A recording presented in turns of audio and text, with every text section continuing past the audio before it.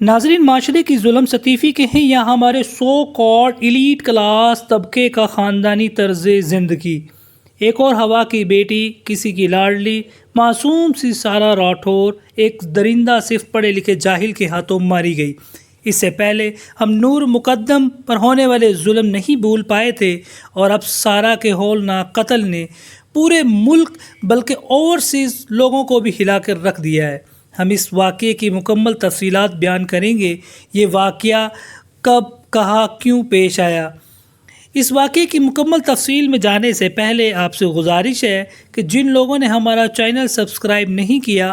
وہ چینل ضرور سبسکرائب کریں اور بیل آئیکن کو ضرور دبائیں۔ ناظرین، سارہ ایک پڑھی لکھی 37 سالہ خاتون تھی جس کی تعلیم بھی اعلیٰ انٹرنیشنل اداروں میں ہوئی تھی، اور وہ لندن سے اکنامکس میں ماسٹر اور کینیڈا سے ایم فل کر کے کچھ ہی سال پہلے UN کے ایک انٹرنیشنل ادارے میں جاب کر رہی تھی، جس کی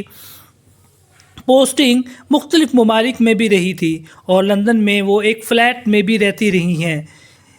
اور سارہ کی اپنی فیملی، 2 بھائی کینیڈا میں سیٹلڈ ہیں، جبکہ ماں باپ میں علیحدگی ہو چکی ہے، اور کچھ فیملی اسلام آباد میں بھی مقیم تھی۔ یہ بہن بھائیوں میں سب سے چھوٹی تھی۔ ہوا کچھ یوں کہ چند ماہ پہلے سارہ کی سوشل میڈیا کے ذریعے شاہ نواز نامی ایک بدبخت انسان سے،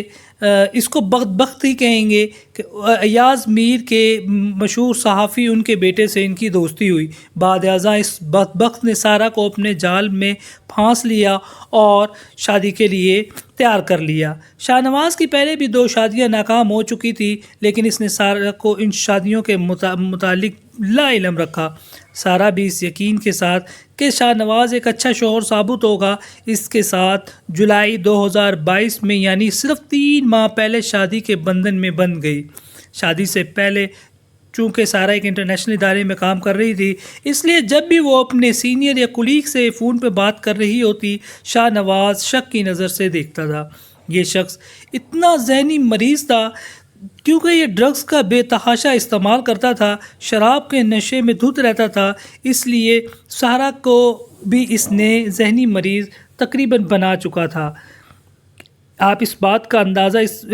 کریں کہ جب شادی کے صرف چند ہی دن بعد اس نے سارہ پر الزام لگایا کہ وہ اپنے باس کے ساتھ افیئر میں ہے، سارہ نے اسے مکمل یقین دہانی کرائی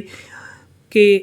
اپنے سیل فون تک اس کو چیک کروائے، اور یہ مکمل یقین دہانی کرائی کہ اس کا ایسا کوئی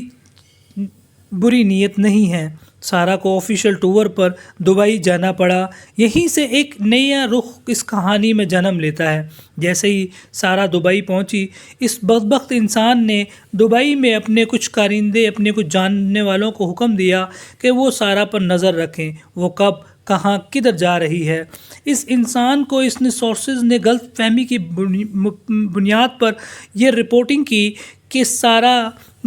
اپنے باس کے ساتھ یہاں پر دبئی میں گھوم رہی ہے۔ اسی ہفتے جیسے ہی سارہ پاکستان واپس آتی ہے تو شاہ نواز نے اس کو جھگڑا کیا، اور جمعے کی رات یہ شدت اختیار کر گئی، اور جب صبح ہوئی تو دونوں میں ہاتھا پائی ہوئی، جس پہ شاہ نواز نے جم میں استعمال ہونے والے ڈمبر اس کے سر میں مار کر سارہ کو قتل کر دیا۔ اب اس نے قتل تو کر دیا، لیکن گھبراہٹ کے عالم میں جب خون اس نے دیکھا ہر طرف پھیلا ہوا ہے، اس نے سارہ کو اٹھا کر ٹب میں ڈال کر اور ٹوٹی نل جو ہے وہ چلا دیا، جس سے سارہ کا جو بلڈ تھا وہ سارا بہنے لگا۔ لیکن کیونکہ خون ہر طرف پھیل چکا تھا اور بہت زیادہ سمیل بھی تھی، اسی اسنا پر کچھ آوازیں بھی باہر آ رہی تھی جو کہ لوگوں نے، ارد گرد کے لوگوں نے، وہاں کے لوگوں نے سنی تھی، اور انہوں نے پولیس کو،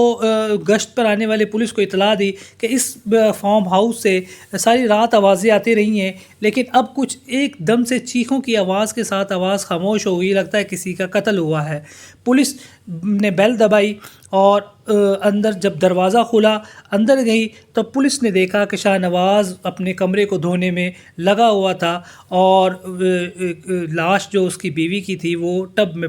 پڑی ہوئی ہے، اور اسی بدبخت نے پولیس کو بتایا کہ میں نے اس کو قتل کر دیا ہے، اور اس سے پہلے وہ اس کی تصویر اتار کر اپنے